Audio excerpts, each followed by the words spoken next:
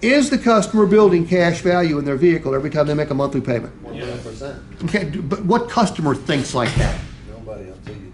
They just think it's. I was in the business for 34 years before anybody ever showed this to me. Selling? I've been selling cars for 41, so I had been in the business for 34, and a motorcycle salesman showed me this technique.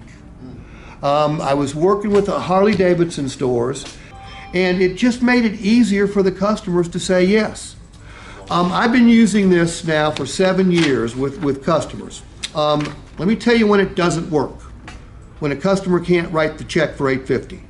Okay, if we put them on a vehicle where they can't write a check for the gross amount of the payment, it doesn't work. Because nothing else matters to them.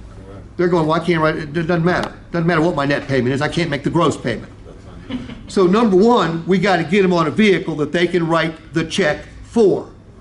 The rest of it is just is taking up the payment and reducing it from a psychological standpoint. Because if I mean, what's easier to say yes to, 850 or 503? 503. Okay. All day. All right.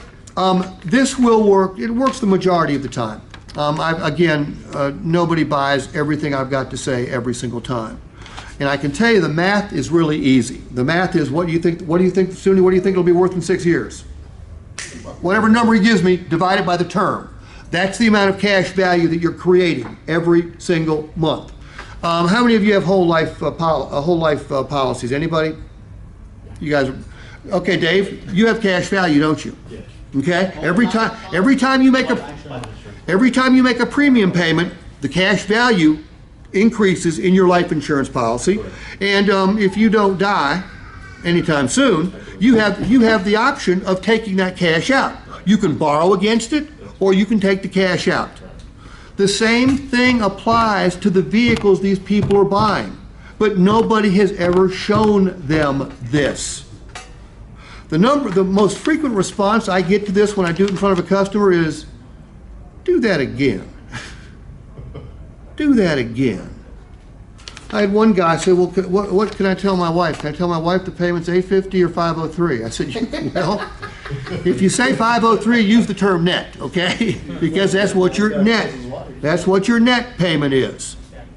And then I can reduce the $503 to a daily amount. And the second tactic I used was a kinder, gentler takeaway. By the way, do I want to take the vehicle away from the customer right now? Hell no. No, I don't want to. That's a desperation move. So I said, look, what'd you like about it? 4x4, leather, big screen. That's a $7,000 package. Okay, that right there is worth $140. So I could say, you know, are you willing to pay $140 for all this? Well, no, not really. Okay, I don't blame you. By the way, when you go to trade or sell this car, you're going to get 50% of that money back. True or false? True. Okay, they're going to get part of that money back. So now I'm down to $3,500. Now I divide $3,500 by 72. Now we're at $49. You see how I keep moving the numbers down. I'm trying to make it easier for the customer to say yes. And then it's $1.71. Who would deny themselves a gorgeous truck for $1.71 a day? Virtually no one. Now, Okay? I like how you went to the visualization on the equipment, because most our customers, they're not looking at that 3.5-inch screen, the cloth, and the non-4x4. So those were big features you picked out that had the most value. That 7,500, I could see it.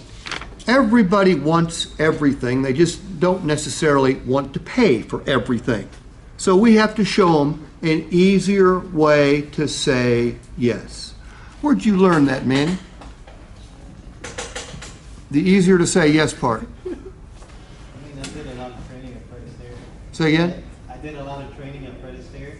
They had us go to sales. Fred Astaire? Oh yeah, he was okay. dance studio. Cool. Dance studio?